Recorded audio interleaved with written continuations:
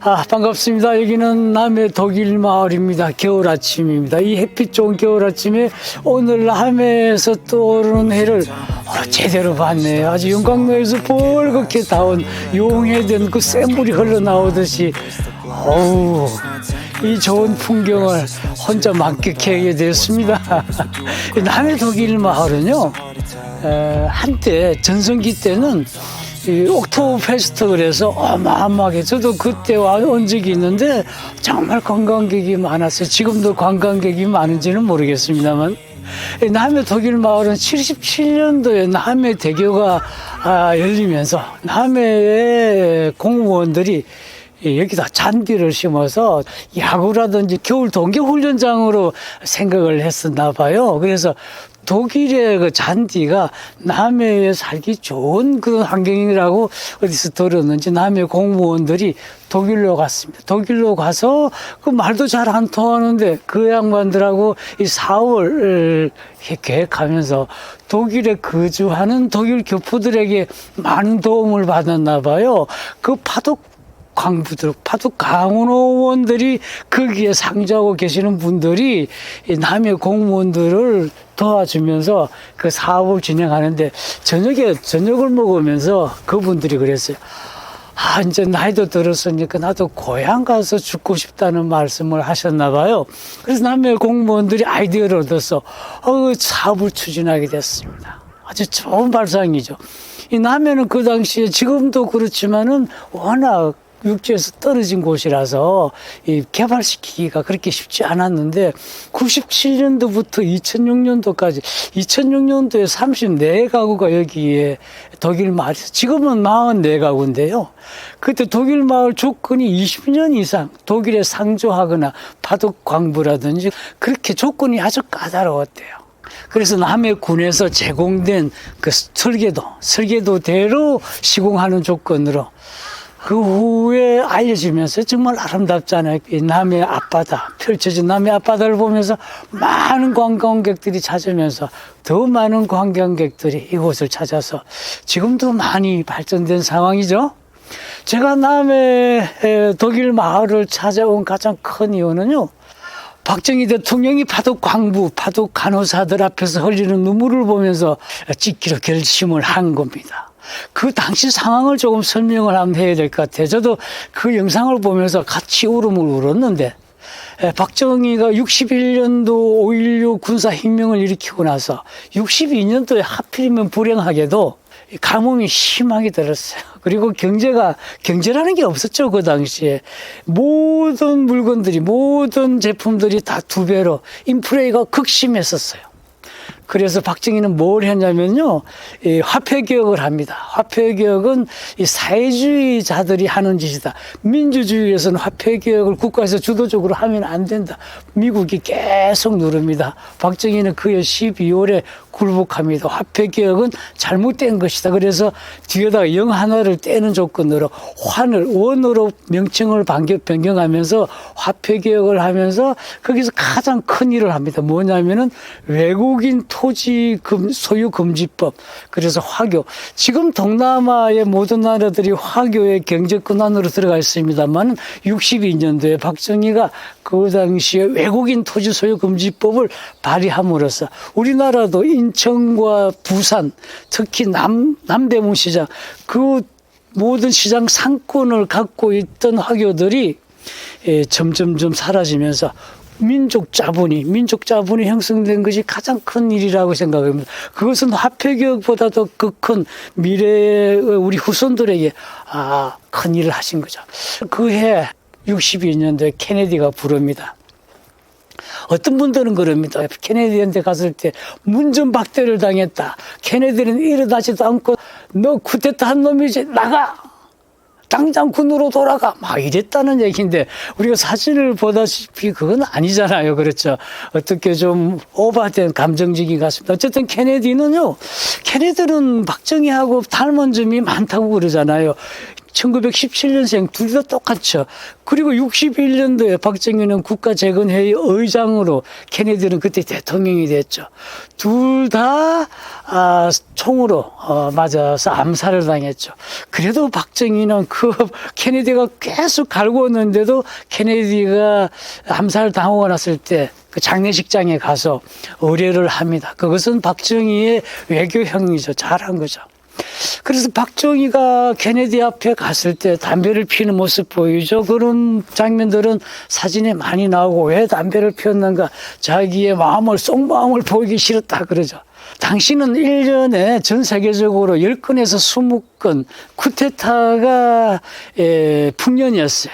그 쿠데타를 케네디가 박정희의 쿠데타를 인정을 해버리면은 다른 나라들도 쿠데타를 더 많이 일어날 것 같은 생각이 들면서, 쿠데타가 일어난다는 얘기는 사회주의 국가, 공산주의 국가로 흐를 가능성이 많기 때문에 케네디는 계속 박정희의 쿠데타를 거부를 합니다. 박정희가 우리나라 첫 국시 1호가 반공이다. 내가 사회주의가 아니라 민주주의 편에 쓸게. 그것은 이승만 대통령이 이미 써먹은 거죠. 이승만 대통령은 반공을 국시로 미국으로 끌어들인 거잖아요. 박정희도 그것은 했다. 그래 케네디는 그 정도는 알죠. 그건 알고 있어. 그 다음에 뭐냐? 박정희가 그럽니다. 2년 뒤에 민정이양 하겠다. 민정이양이 가장 큰 화두였어요. 2년 뒤에 너 확실하지? 케네디랑 약속을 합니다. 박정희와 화폐개혁을 가장 큰 이유는 지하 경제를 끌어들이려고, 그 자본으로 산업을 일으키려고 시도했던 건데요. 제일 큰 거는 3분의 1 정도가 화교 자본을 끌어들이려고 그랬어요. 근데 화교들은 어떻게 했냐면 금덩이라든지 이런 걸 갖고 있었지 돈을 안 갖고 있었어요. 그래서 화교 자본을 제대로 끌어내지 못했죠. 그것이 가장 큰 화폐개혁의 실패죠. 돈이 없으니까 돈 빌려줄 때라고는 일본하고는 국교 정상화가 안 됐기 때문에 돈을 빌릴 수가 없고 미국밖에 없었다고요. 그래서 박정희가 가서 케네디에게 돈 달라. 다들 굶어 죽는 판인데 우리나라의 GDP 모든 생산의 40% 넘게가 원조에 의존하고 있었던 그런, 이건 뭐 거지죠. 거지도 그런 거지가 없었죠. 돈을 달라 그러니까 케네디가 그럽니다. 쿠데타 한 놈이 얻어먹는 주제에 돈을 빌려주면 거지한테 돈 빌려주는 놈이 있냐? 거절을 합니다. 박정희는 돈을 못 빌려와요. 우리나라로 돌아오니까 어떤 일이 생깁니까? 학생들 데모가 또 일어나기 시작하면 다 국민들은 데모에 익숙해져 있어요. 초등학생들이 교장선생님 나가라고 데모하던 그런 데모가 급격하게 유행처럼 번지던 그런 시기였습니다. 그래서 박정희는 돈을 빌려야, 돈이 있어야 우리가 일어날 텐데, 집을 짓더라도 비바람이 몰아칠 때 기둥을 세우고 지붕을 얹어야 국민들이 비바람을 피할 텐데 방법이 없습니다. 독일이 그때 전후 복구를 워낙 잘하세요. 독일은 전쟁 전에 세계 최고의 기술을 갖고 있는 국가였는데 거기서 2차 대전 끝나고 난 뒤에 라인강의 기적을 일으킬 만큼 성공을 했죠. 박정희는 독일 대사에게 지시합니다. 거기서 차관을 빌려와. 독일 대사는 그 당시에 육군 중장 출신이에요. 육군 중장 출신인데 독일 대사는 독일어가 되지 않아요. 그 독일 사람들도 영어를 못해요. 그래서 백명훈이라고 그 당시에 중앙대학교에서 교수를 하시던 분인데 우리나라에서 독일어를 할 수 있는 유일한 분이었어요. 그분이 차출이 돼서 독일로 갑니다. 백명훈이라는 이 중앙대 교수가 나중에 큰 일을 많이 하시는데요. 독일 차관을 빌리려고 가진 노력을 다 합니다. 그러니까 좋다. 3천만 마르크를 빌려주겠다. 대신에 외국 상업차관이잖아요. 상업차관은 외국은행에 지급 보증이 있어야 되는 거죠. 외국은행에 지급 보증을 끊어와라. 그래서 그 국가재건위에다가 통보를 합니다. 국가재건위에서는 홍콩으로 상공부 장관이 직접 갑니다. 가서 상업차관을 끊으려고 그러는데 지급 보증을 해달라. 뭘 믿고 너가 지급 보증해두냐? 못합니다. 영국에도 못합니다. 돈을 빌릴 방법이 없어요. 그 돈 3천만 마르크라도 있어야 고무신 올려라도 사오는데 돈이 하나도 없는 거. 62년도 그리고 인플레이션 그 가뭄에 먹고 살 내수 경제가 돌아가지를 않아요. 뭔가 수혈을 해야 되는데 수혈할 때라고는 독일에서 방금 빌린 차관 그 차관밖에 없는데 물꼬를 터지를 못합니다. 그때 백명훈 그분이 독일에서 박사학위를 할 때 박사학위 했던 같은 동료가 그러지 말고 너희 나라에 노동력이 많잖아. 우리 지금 막 경제를 일으키려다 보니까 그때 중공업이 막 발전될 때니까요. 석탄으로 쇠물을 녹이다든지 석탄이 많이 필요한데 석탄 캘 사람이 없다. 사람 좀 보내달라. 그래서 파독 광부가 시작된 겁니다. 파독 광부와 간호사들을 담보로 3천만 불의 상업 차관을 가져옵니다. 독일로부터 3천만 불은 겨우겨우 얻었는데 그것은 우리나라의 마중물, 이 목마름에 물 한 모금도 안 되는 그런 돈이죠. 우리는 돈이 많이 필요했어요. 박정희는 독일 가서 돈 빌릴 때라고는 독일밖에 없는데 독일 가서 차관을 좀 빌려와야 되겠는데 그냥 대통령이 쫓아가서 내가 가겠다고 말도 할 수가 없는 상황이었어요. 그런데 정말 천운처럼 64년도에 독일 리프케 대통령 명의로 진서가 옵니다.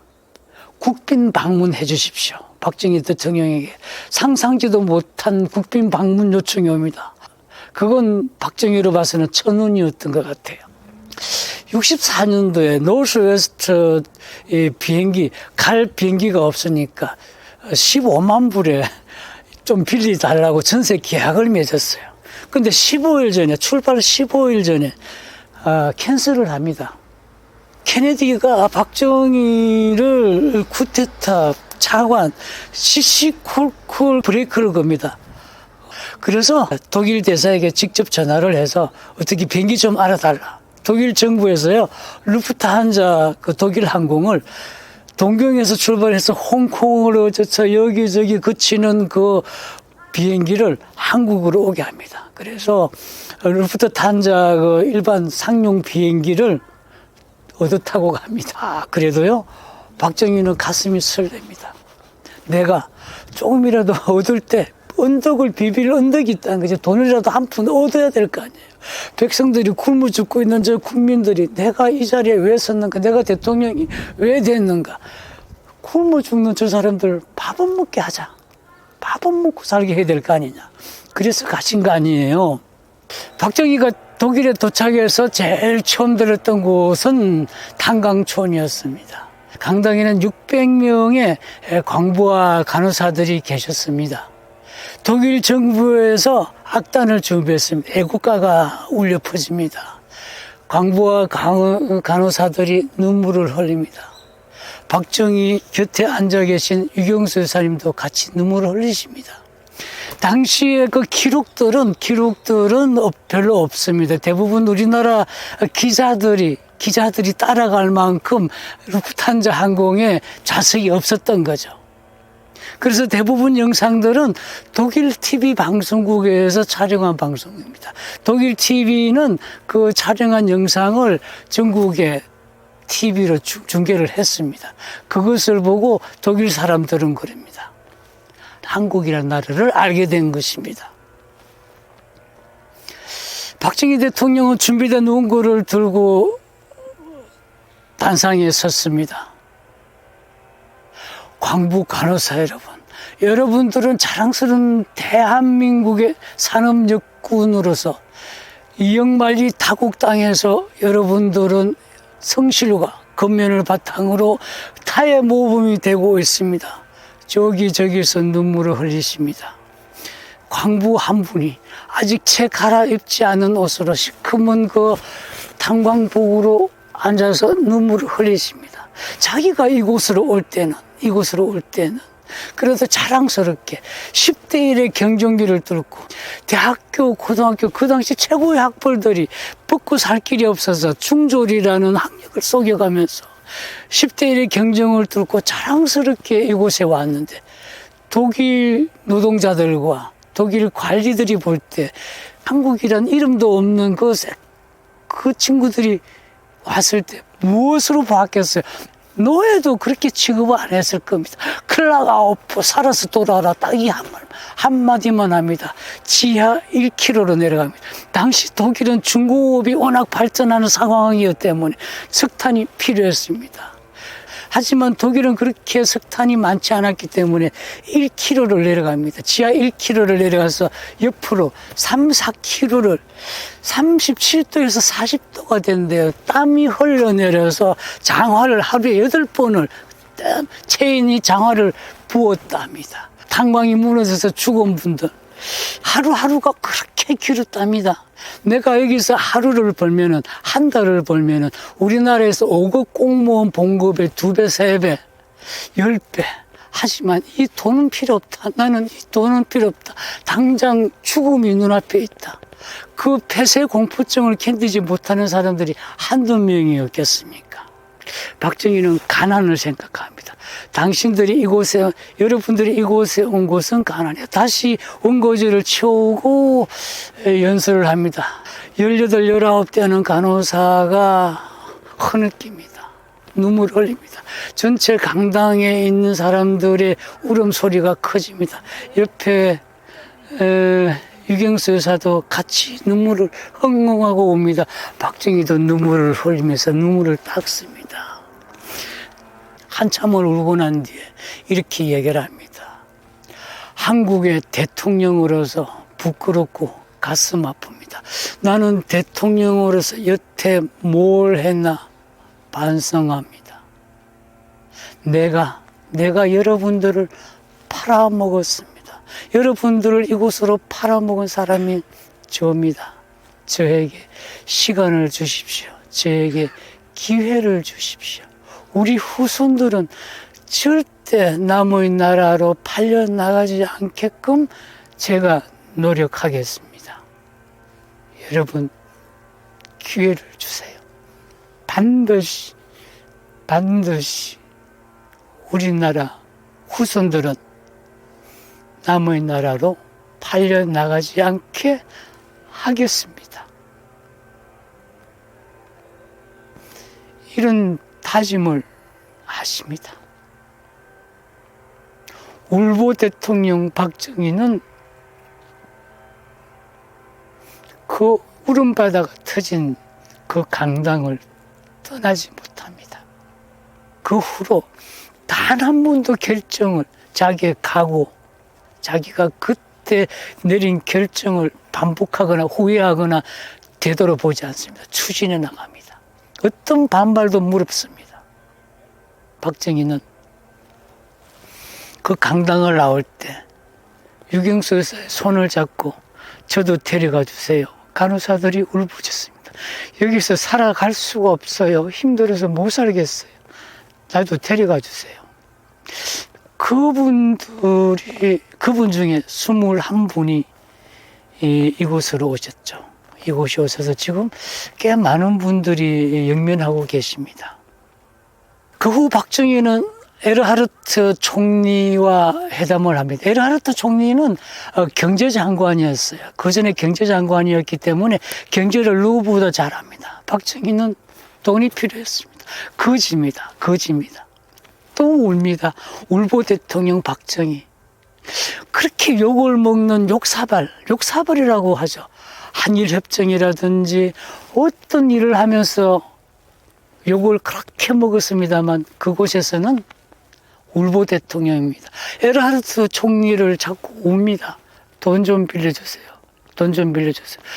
우리 대한민국은 분단국가입니다. 우리나라도 일어나서 여러분처럼 분단국가라서 잘 살 수 있게끔 도와주세요. 웁니다. 에르하르트 총리가 당신이 한 연설을 보았다. 그 울면서 그 강당에서 했던 그 연설이 독일 전국에 퍼져나갑니다. 내가 저런 나라를 도와주지 않으면은 비록 차관이 내가 구워준 돈이 틀리는 한이, 못 받는 한이 있어도 저런 나라는 돈을 구워주어야 했다. 일어날 수 있는 나라다. 당신은 일어납니다. 걱정 마세요. 구워드릴게요. 차관을 드리겠습니다. 그러면서 조언을 합니다. 박정희 대통령이 묻습니다. 어떻게 라인강의 기적을 일으켰었어요? 에르하르트 총리가 그럽니다. 내가 한 것이 아닙니다. 히틀러가 했습니다. 아우토반 히틀러가 깔았습니다. 폭스바겐 히틀러가 만들었습니다. 철광회사, 철광공장 히틀러가 만들었습니다. 다 히틀러가 만들었습니다. 나는 한 게 없습니다. 에르하르트 대통령이 박정희에게 바로 그 얘기를 합니다. 당신이 일어나려면 도로를 깔아라. 도로를 까십시오. 도로 위에 차를 달리게 하세요. 차를 만들기 위해서는 철광공을 해야 됩니다. 박정희는 포항제철을 만듭니다. 경부고속도로를 깝니다. 현대자동차 차를 만듭니다. 조선을 만듭니다. 모든 사람이 극렬하게 반대해도 그 주장, 집요하리만큼 자기의 추진력, 그거 다 에르하르트 들은 얘기입니다. 아우토반을 달리면서 차 세워. 고속도로가 박정희는 뭔지 잘 몰랐죠. 그 귀퉁이에 세워놓고 고속도로에 뺨을 대고 내가 할게, 하자, 우리 합시다. 이랬다고 다짐한 것 아닙니까? 그 후에 차관이 계속, 저는 차관이 단기적인 줄 알았더만요. 포항제철 만들 때, 경부고속도로 만들 때 다 독일 차관이 들어왔더라고요. 전 그 사실 이 공부를 하면서 다시 알았어요. 차관 이자 조건도 좋았어요. 6%에서 8% 정도로 아주 저리였답니다. 그리고 광부도 63년도부터 77년도까지, 70년대 중반까지 가셨더라고요. 전체 8,000명. 그리고 간호사분들은 12,000명 정도. 우리가 집을 지을 때, 비바람을 피할 집을 지을 때 박정희는 돈을 꼬아서 기둥을 세우고 석가리를 올리고 기와를 올리고 담장을 지었습니다. 이제는 내 할 일은 다 했다. 후손들이여, 밥은 먹고 살아라. 비 피할 공간은 만들어 주지 않았느냐. 내가 왜 독일에 가서 그렇게 울면서 에르하르트에게 돈을 꼬달라고 그랬겠느냐. 난 대통령이야. 안 해도 돼.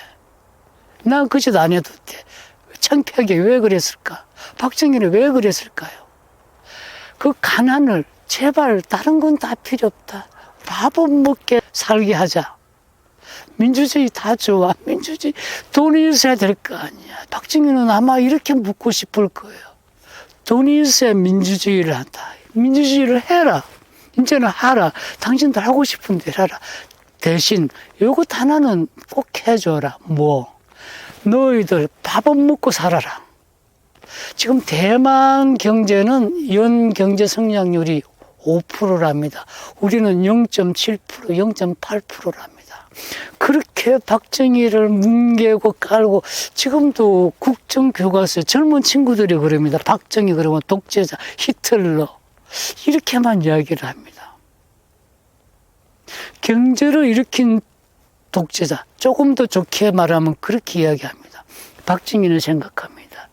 니들 밥은 먹고 데모를 하느냐, 너 점심 먹은 때거리를 있느냐. 점심 먹을 때거리도 없는 놈들이 민주주의를 그 비이상적으로 비정상적으로 들어온 그 민주주의 제대로 알지도 못하던 민주주의, 모든 정치인들 지식인이라고 설레는 그 먹물들 다 반대했던 박정희는 그럽니다. 후손들이 우리에게 무엇을 했냐고 묻는다면 우리는 배고픔으로부터 해방하기 위해서, 당신들이 살아갈 집을 짓기 위해서 노력했느라고. 단 하나, 박정희를 생각할 때 갖고 있어야 될, 우리가 갖고 있어야 될 단 하나. 왜 박정희는 그렇게 에르하르트 앞에서 울부짖으면서 울보 대통령이 되면서 돈을 꼬달라고 애원을 했느냐. 먹고 살게, 배고프지 않게, 내가 다스리는 국민들이 배고프지 않게, 북한으로부터 침범당하지 않게, 자주국방, 우리나라를 지키면서 배고프지 않게 배부르게 살 수 있는 우리 후손들에게 자랑스러운 우리나라를 만들어주고자 했던 것이 가장 큰 일이 아니었나. 이 파독 광부 간호사 여러분들이 이끈 이 마중물이 되어서 정말 큰 경제의 기적을 라인강의 기적처럼 우리 한강의 기적을 이룬 여러 바둑 광부 간호사 그 선배님들께 진심으로 감사를 드리죠.